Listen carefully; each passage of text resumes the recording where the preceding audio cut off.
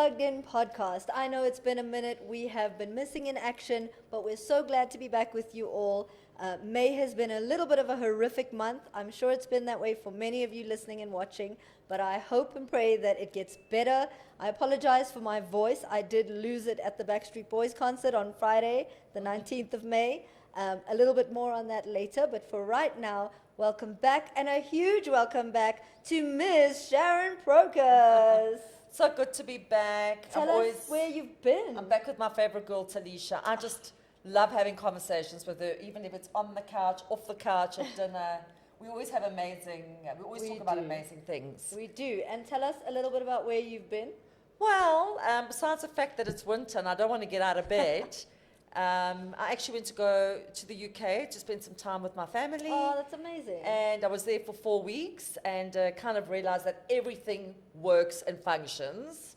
And then I come back to South Africa, and as much as I love my country, it's a little bit depressing, with the load shedding and standing in lines. But having said that, the new Zara that's opened has actually really upped the game. So you can actually go, when you buy your items, you can self-checkout. In London? It's in London. Okay. So when I was there, I was doing my own self-checkout, taking my tags off. I don't think that would work here.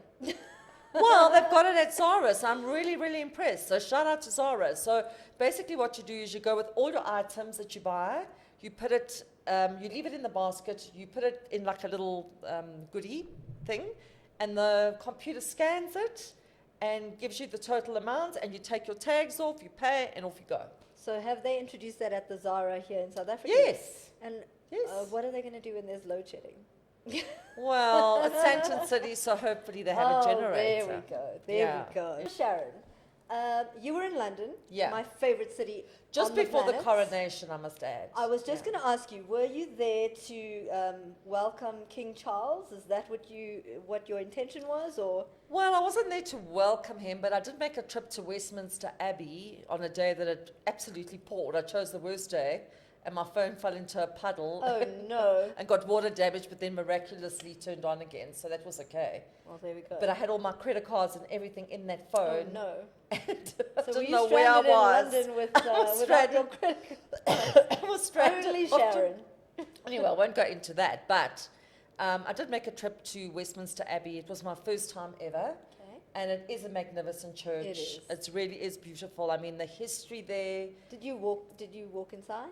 Yeah, I didn't do a tour. I just went on my own. And how did you feel when you walked through the doors? What was the atmosphere like in the Abbey?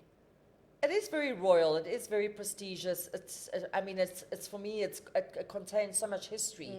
I had gone to the Tower of London as well. And I mean, I sound like a proper tourist. I've been to London so many times, but I'd never been to Westminster Abbey because nobody ever wanted to go with me. Oh. But I love history. So I love the fact that they had, I think, what's his name? That poet, Charles Dickens. Yes. They had a whole memorial there on him. It's just to think that royal feet have walked through that church, and so many amazing moments in history. Correct. I mean, you got the wedding of Charles and Diana, the funeral of Diana. Correct. And I mean, the way you see it on TV is not how it actually is when you go into it, because there's so many little nooks and crannies. And it's a very overwhelming experience being there. I loved it. I felt very overwhelmed by the weight of history that you can feel when you enter. And the dead bodies in there of royalty. Yes. I mean, you've got Anne Boleyn, who was beheaded. You've got, if you're into history. And then they obviously showed us the area where they were going to be having the coronation, but they didn't have the chair because the chair was getting revamped. Okay. And nobody even knew exactly where the chair was going to be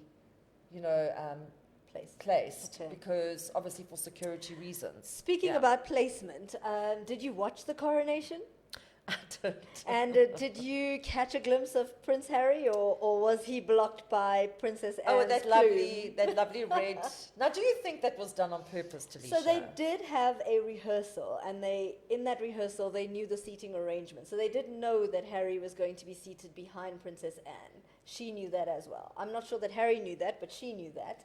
And, as far as I know, I must be honest, I have been a little out of the loop in recent weeks with the royals, just because I've been caught up with other things. But the tensions are very much there. The relationship with his family is still very fraught. It's sad, actually. It's don't very you think? sad. It was sad to see him walking in looking so lost and trying to put on this bravado and, look like he was happy-go-lucky. Yeah. But you could see that he's a different Harry. I think we've had this conversation many times, though. It's so important the way that you choose your life partner, because it can really make or break the rest of your life. And it does seem like, things are going south for the Harkles, as the internet likes to call them. I know, but I mean, do you kind of think that maybe after the coronation, I mean, he practically ran out of there to catch a plane. Do you think he should have possibly gone and just showed his face out of respect for his father? I believe reports do suggest that he was at Buckingham Palace for a few minutes, just to change cars and get into a different car for the airport. I think it wasn't the right time to have any discussions. Things were busy, and it was such a spectacular state occasion. I don't think there would have really been a chance for him to have a meaningful exchange with his dad or his brother. But I hope and pray that their relationship does get back on track, because at the end of the day, family is everything. Family is who's always going to be there when the rest of the world isn't.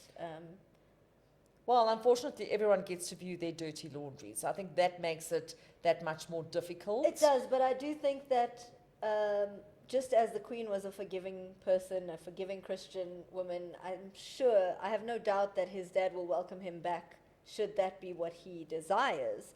I do think it's only a matter of time before Meghan Markle discards him for a billionaire investor. Unfortunately, I tend to agree with you. Especially because he's balding. I don't know if you saw that little snippet. Obviously, she craved the attention after the coronation because she didn't get it. I'm just speculating. I don't know if that's the case. Oh, the whole world has speculated that. Don't worry. But I mean, I don't know if you saw.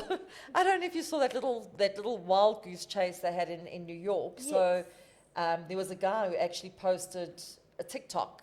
Some guy in New York, and it got onto national television. But he was laughing and he was going, "Really, a car chase in New York?" And he was killing himself laughing and showing that all the taxis backed up behind each other. So how do you get that right in New York? So they have come under fire for that. Their spokesperson put out a press release minutes after it had happened. I think that they are very desperate. They are, grabbing desperately for any shred of attention and media coverage at this point. I do think that they're trying to shift the narrative and make people pity them and feel for them after everything that they've gone through. But the mayor of New York actually came out and did a press conference. He said he had been briefed on the situation. It was not near fatal. It was not near catastrophic. He finds it very difficult to believe that there could be a 2-hour high-speed car chase in New York. People who have been to New York know that there's nothing high-speed about the traffic there, day or night. So that was interesting. I think America's turning now. Their favor is turning. People are starting to see through the lies. I think Meghan Markle was a chancer. I think she chanced her way through to becoming the Duchess of Sussex. Oh, she was calculated, most definitely. But I think she also very much, there's a lot, I don't watch that much TV, but I believe that there's a TV show called Succession that talks about how people get to where they want to be through PR and things like that. I'm not sure if that's exactly the synopsis of the show. Please forgive me if it isn't, because I haven't watched it. But it's very clear to see from, an objective perspective that there are people in this world, particularly in North America, who will wheel and deal and overinflate things. I mean, Sharon, you're a talent agent here in South Africa, not even in the extremely superficial world of North America. Exactly, even like here in South LA, Africa. Hollywood. But even here in South Africa, there are a lot of influencers who chance it, who overinflate what they've done. I would say literally the majority of the talent industry today, everybody is a producer, director. Yes. They've made it, and I mean, there's no truth or even proof to say that that's who they really are. Exactly. Yeah. And I think what the world is really searching for and seeking is truth, not your truth or my truth, the truth. But there we go again with social media. How fake it really is. Yes. But we've gone into that topic so many times. I think that there's good and bad in everything. And I definitely think that, especially for us here at the Plugged In podcast and Icon International in general, we would like to bring more of the truth via social media. We would like people to not feel bad about their lives, because our lives can be crap too at times, you know?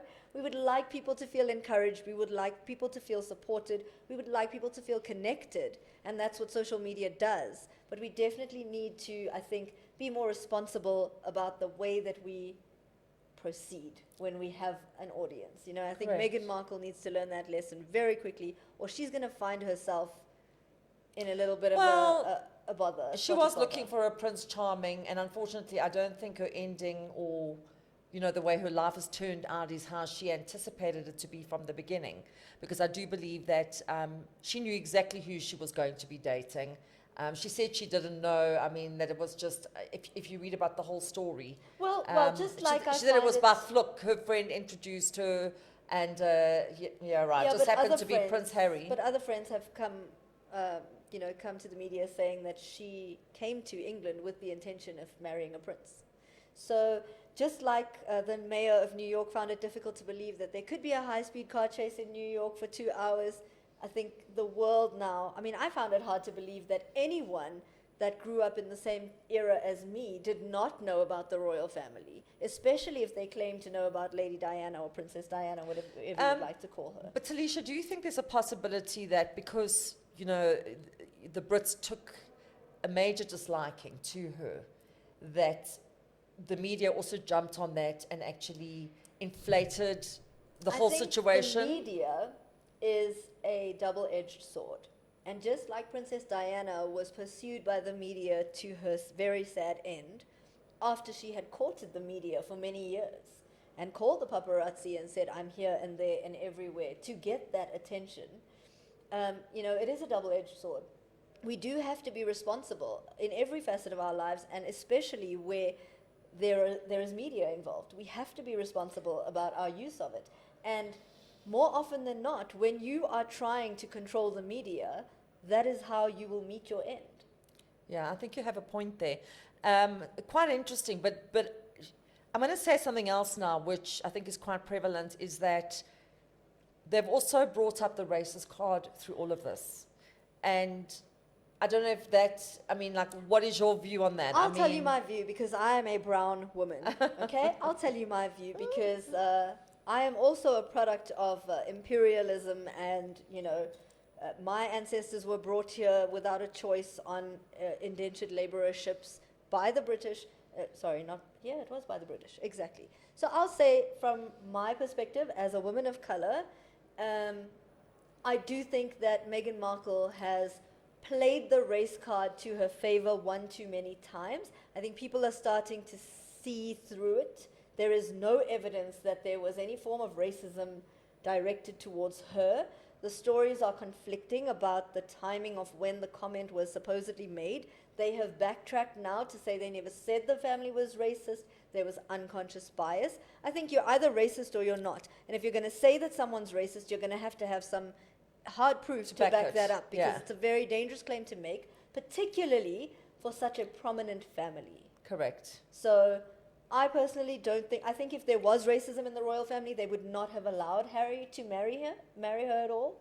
I think she only started identifying as black or half black when she married into the royal family and realized it was a potential tool for her to use. A draw card, correct, Yes. when she needed it. And I also think that it's unfair to say the British public didn't like her, because the world was very interested when this fresh, half black, half white actress from America who was divorced. But she doesn't even look African to me. For No, me, she she looks doesn't. complete. And even if she was, does it really matter? No. I think if it mattered, they wouldn't have allowed Harry to marry her. And I think that the world was excited about the union. I think I was even excited about it. I didn't know Meghan Markle. I didn't watch Suits, so I didn't know who she was.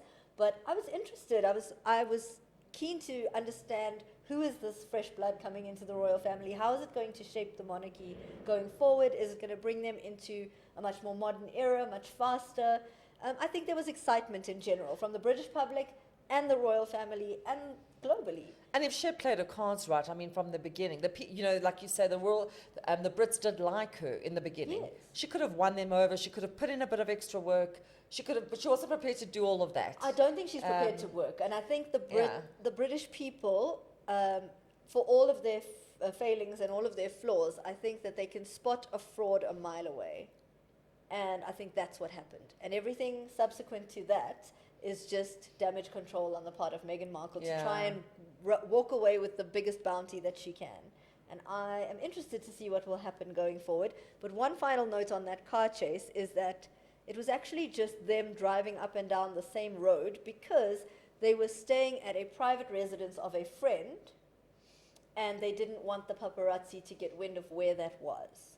So a couple other commentators have mentioned that, you know, even Whoopi Goldberg said it on The View. If you're coming to New York, you send your security team to the venues to do a recce, to make sure that there are easy ways to get in and out of the venue. Correct. I personally don't think that Meghan and Harry have much money left. Or That's if it's so why they're staying with especially friends. in New York, you just get a helicopter that like comes down, gets you, and off you go. I think that they were staying with friends because they probably don't have a lot of money left. I think that they don't have the best security because they can't afford it. And it was very timely, this whole, you know, Harry's in the court case at the moment with the British government around the loss of his security when he left the royal family, and as well as, you know, the court, all his court, because he's a professional litigator now. That's all he does with his time. Yeah. is sue people. So I think that the timing of this was quite convenient. But I also want to say that I'm quite pleased that a lot of the media have stopped talking about Harry and Meghan. And I think we're going to take a little bit of a hiatus from speaking about them. This was the last little tidbit we wanted to give you all. We would like to see, you know, more real people who are doing real things, who don't come with a chip on their shoulders. And you're not just royalty, like people that are actually living real lives can tell real stories. Real stories and going through difficult things and overcoming them. I think that's what we need more of. And we'd love to hear from you in the comment section. What would you like to see more of or hear more of on the podcast? If there are people with interesting stories to tell, please put it in the comments. We would love to reach out to you and perhaps interview you on the show. We would love to highlight those stories of real, ordinary people doing extraordinary things.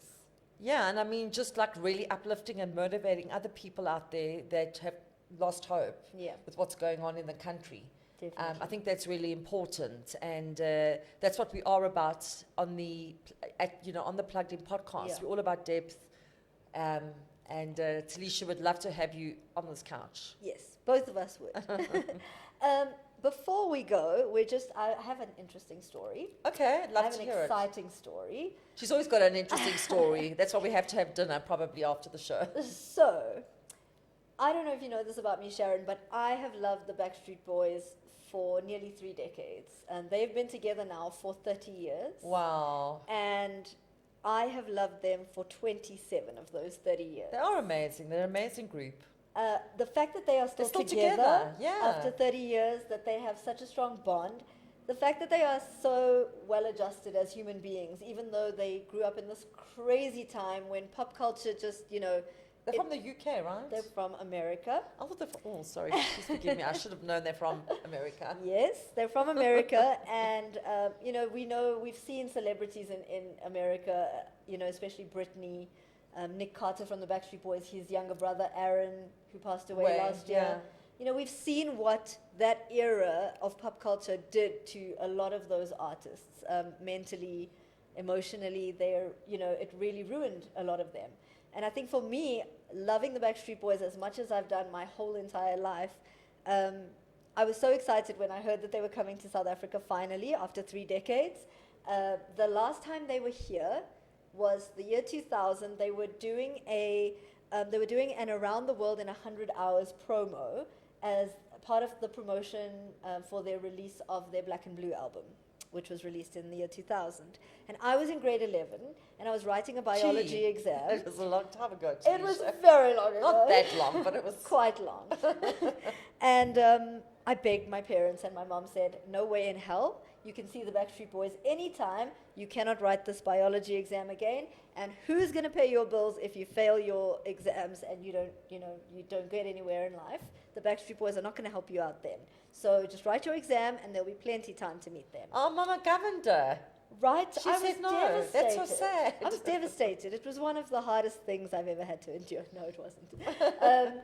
I was devastated, but, it is what it is. And it took a whole That was back in 2000. So it's taken 23 years for Wow. the Backstreet Boys to come to South Africa and perform here. And when the tickets went on sale, I was, first in the queue because I'm part of the BSB Army, the official fan club. I pay every month to be part of that fan club for no reason in particular. I just love the Backstreet Boys. And I bought my tickets, and then there was a meet and greet upgrade. So it was a VIP diamond upgrade. It was quite expensive. It was because it's charged in US dollars. It's very dependent on the exchange rate and the time that I eventually. So I toed and froed and back and forth within my inner conflict. Yeah. I was thinking, Is it should worth I? it? Is it worth it? What am I? Why would I do it? For months, for 3 months, and then eventually I just thought, you know what? You live once, just do it. You live once, but also, when I was a kid, I really wanted to be famous so that I could meet the Backstreet Boys and David Beckham, because all I ever wanted to do was meet Nick Carter and David Beckham. That's it, for my whole life. I was not famous when I met David Beckham. I had moved to London shortly after my university degree, and he was doing a book signing in Waterstones, and I happened to hear about it, and I was the last person there. I got there at around 10 o'clock at night, and I met him, and he was very kind and gracious, and we took a photo, and we took a video. He signed my book, and we had a little bit of a chat, and that was amazing, but it was free. Yes. So this one was working out to around 12,000 Rand, It's a lot. excluding the concert ticket. Yeah. But I realized that I had met David Beckham for free, so it sort of evened itself out. And you were right in front, right, at the concert. Yes, I was right at the front. But also, I realized that, life doesn't work out that way. We don't all become rich and famous so we can meet our favorite celebrities. But what does happen is that you work hard and you save your money and you use your money on the things that make you happy and fulfilled. And even if it's for a few seconds, you will always remember that, right? So it was more than a few seconds. Okay. It was the best moment of my life. I I'm have sure. never been Oh, they're still so good happier. looking. I mean, they've always They're quite looking. beautiful. We are going to show you how beautiful they are. Kevin is the oldest. He's 51 right now. Gee whiz, and he's still That's only performing. 9 years younger than my dad. Or 10 years younger than my dad. Okay, well, I'm somewhere around there, but I'm not going to tell you exactly. But he's beautiful, and they still dance phenomenally. They perform phenomenally. You can see that they're getting old. Nick has gotten a little chubby around the waist, and so sometimes he's out of breath when he dances, but they're phenomenal. And I'm so proud that they have become such well-adjusted members of society with wives and children, and They're family guys they're now. family guys, and to have that span of a career, 30 years I think- in that industry, Yeah. and be so, they've been exploited by Lou Pearlman, their first manager. Also about managers, and, record labels. Also, they've stolen music millions industry is from terrible. It can be a really ugly industry. And there was, Yeah. I'm sure, in the earlier years, there was probably some abuse that happened and things like that. But they have really become such wonderful, they have grown into the most wonderful, charming, handsome, kind, decent human beings. They really Amazing. are. So what happened was I eventually did buy my VIP ticket. And there were probably around 20 of us who did the VIP upgrade. And a lot of people wasted their money, I will say. A lot of people wasted their money because they were starstruck and shy. And so they just went there, took their photo, didn't even greet them or hug them or anything, and ran away and then no. screamed when they got to the other side. I was really concerned about because I do have a touch of social anxiety that gets pretty bad. I told you for my brother's wedding, I sweated all my makeup off before the wedding started. So I really didn't want that to happen to me. I meditated and stuff before, and I was so present in the moment. It was just the most beautiful experience of my life. So I walked through to the meet and greet section, and it was just the band and a couple security, the photographer, and myself. So that's when you have your time with them, it's just you and them pretty much. So I said hi to them. Howie was first, and I said, "Hi, Howie," and AJ was next, and I said, "Hi, AJ," and I don't know why I shook Howie's hand, and then I shook AJ's hand, and then I was like, "Why am I shaking your hands?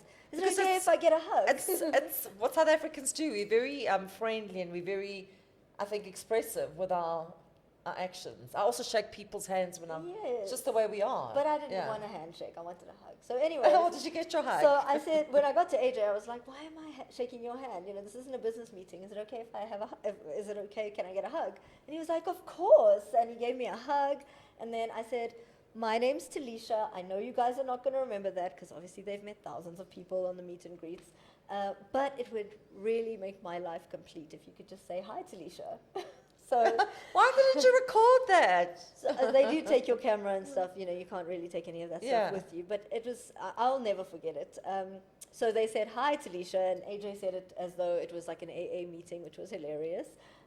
We could have played that as a voiceover in the Yeah. Plugged In podcast every episode. Hi, Next time, don't worry. hi, I'm working Tilisha. on getting Nick on the show at least. At least. Okay. Someday it's gonna. I'm putting it into the universe. Okay, fantastic. So then Nick arrived, or he had been chatting to one of the other guys in the band, and then he came towards me and he's like, "Hi, Alicia."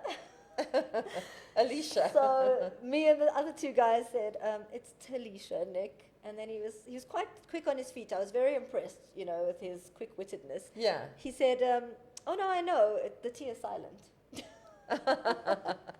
So that was cute. And then he gave me a big hug, and it was the best hug I've ever had in my life. Amazing. It was a proper long bear hug, and I was completely engulfed in Nick Carter, and it was just the dream of my life come true. Wow. Yeah, and that was, it's ruined hugs for me forever because I don't think anyone will ever give me a hug that compares to that. It was like a bear hug. And it was just really genuine and warm, and it wasn't just like a 1 second and, So it just really shows you energy that people are. Definitely. Doesn't matter whether you're royal, whether you a performer that's well known on stage. We're all just human beings at the end of the day. And for me, and I actually said this in one of my TikTok videos the other day, I spoke about artists when they get up on stage. It's your energy that presents you before you do. Definitely. So if you're not in tune with yourself and you're not happy or comfortable in yourself, how are you supposed to deliver a great performance? Definitely. It starts with your energy. And Yeah. I'm so glad you mentioned that because, so that was Nick, and then obviously the photographer saw that Nick's my favorite, so he was like, you can stand there for the photo and then greet the others after, and I said, that's fine. I just wanted to be in the moment and be normal and just enjoy it. And so then I greeted Kevin and Brian, I hugged them, and I said thank you so much to them for coming to South Africa finally after 3 decades. And then Kevin complimented my look, and he said he loved Did my he? top, Oh, wow. and it And was really nice. Talisha's actually a singer. You should have said to him, would you mind if I stand on stage and just did a couple of back, be a bit of a back, what do you call him, backup vocalist? I'm sure they wouldn't have said no. I mean, next time I'll have to give that a try because there has to be a next time. But yeah, it was lovely, and their energy is what I wanted to say. It's I energy. could feel It's energy. such genuine energy. They had such glowing auras, not just because I was obsessed with them for 3 decades, but just as human beings interacting with them. Their energy was so genuine. It was so positive. It was just beautiful. At the end of a 4-year, 218 show world tour, they still had that energy for their fans. And it just shows you how grateful they are. They know that without the fans, they wouldn't have a career. But it's also their passion, and I think it goes to say with any band, I mean, often, band team members come and go, they all go through their own tribulations, Yes. trials and tribulations. But when they stick together, it just shows you the unity Definitely. and the passion that they have for their band. Definitely. Yeah. And, even though, I'm sure they're human and they go through things, and they were just phenomenal. They performed incredibly well. It was definitely the highlight of my life. And I think, I saw Sting about when he was here. I have never in my life seen such an amazing artist. Not because I know him as Sting. I've always listened to his music. But he's old now. Old. He must be 70-something. Yes. And he gets up on stage, just wears this trendy T-shirt. I think he wears that same T-shirt to every single concert. He's so wholesome, he's so real. Every song he's also written about is something that's happened in his life. And he's just such a gentleman. Even his songs have got the actual words in the song have Yeah. got such meaning. And he plays about 1 million different instruments on stage. Wow. He was going for 3 hours, and I thought, wow, this guy is just amazing. And that's what I think is missing from the industry today. And I'm really glad to see that, the artists of yesteryear are coming back with force, with a bang. They're starting to perform and tour here again, and I value that a lot because I think, as a musician myself and as a singer, I think music isn't really music anymore. You know, there's not a lot of Well, meaning that's in it. music these days. So that's why I love Sting, because I mean he's been around for absolute decades. Yeah. Let's face it, and even his band members, his guitarist has been with him for 30 years. Wow. So they're like really brothers. Yeah, I mean, and it's the same with the yeah, Backstreet Boys. They yeah. are brothers. The way they interact, Yeah. they've become one unit, you know. And I think, so for any artists that are listening to us or watching us right now, that's really what's missing, and that's really what's going to give you a competitive edge. If you can inject meaning back into your music and into your art form, I think that's going to give you a competitive edge. That's just a little Shout extra. out to Tilisha. I can't agree extra with tip. you. I can't agree with you more. And as a talent agent, what I just want to add in there, it's not just about getting the fame and getting the likes on TikTok and faking it because you're this amazing artist. What is your substance? Yes. What are you delivering to your audience? What message are you delivering? Do you know what I'm saying? It's not just about being good looking, having the Yes. the right music, but also how do you engage with your audience? And I think that You that's know? what lends to the longevity of artists like Sting, artists like the Backstreet Boys, who have been together for so long and are still performing and still doing what they love and doing it successfully, even, you know, in this late stage of Sting's life, for Yeah. example. What really gives you that longevity that you want as an artist is real connection with your fans, real meaning behind your art, and not just, you know, there's a lot of people who will Just do do it for something the money, a, like or just for for a the money fad, or whatever. a passing trend on Yeah. TikTok or whatever the case may be. Think about the art that you're putting out there, because you will be, you know, you may be long gone, but your art will be here forever. Correct. And So yeah, music's a universal language, you know, for me.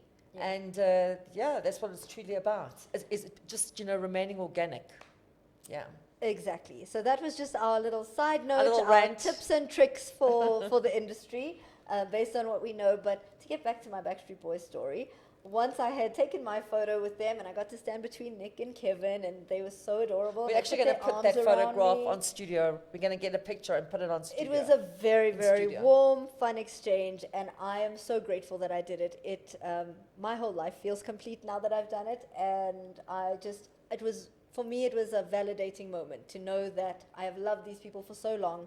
I have borderline idolized them, and, you know, they exceeded my wildest expectations as human beings and as artists. So I was really, I felt inspired by meeting them.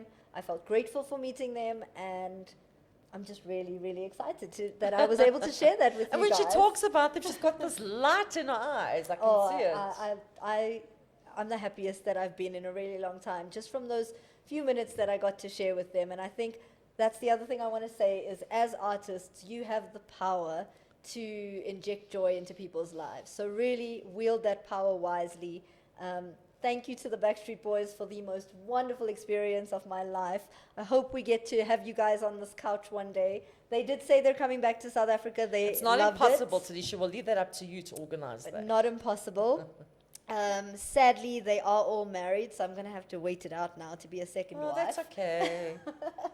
But I, you know, it was just a mind-blowing experience. I think everyone who went to the concert felt the same way. It was almost like I was hanging out with my friends in a living room and they were entertaining Did me. you go to Times Square? Yes. So that's where I saw Sting, and that's an amazing venue. It I mean, really is. Like the sound for me is it's so professional. Everything is just operates like clockwork. It does, Yeah. and I love the fact that I was right up front, right in front of the stage, so I got lots of interaction with the guys while they were performing. And Could you dance though? Because when I was there, you had to sit down. Nobody was allowed to stand up and dance. Yeah, they had a golden circle, Ah. and so I was. Oh, so you were lucky. So you were in there. Yes. Okay, that's so cool. Yes, it was phenomenal. Thank you for allowing me to share my Backstreet story with you guys. And we will definitely put the photo here. And anything else that I can remember, I will definitely come back to the couch to tell you guys about it. And I know I'm going to see them again sometime soon. I just have this feeling that I am.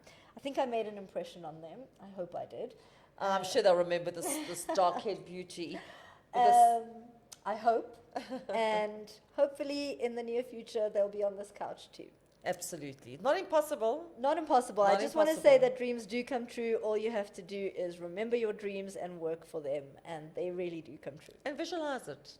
Yeah. Definitely. And we will see you in the next podcast, where we will hopefully have quite an inspiring story for you. We'll have the story for you. Hopefully, we will have the inspirational person behind the story. We don't want to give too much away, but there's a lot that happens in life that goes unnoticed because it's under the media radar.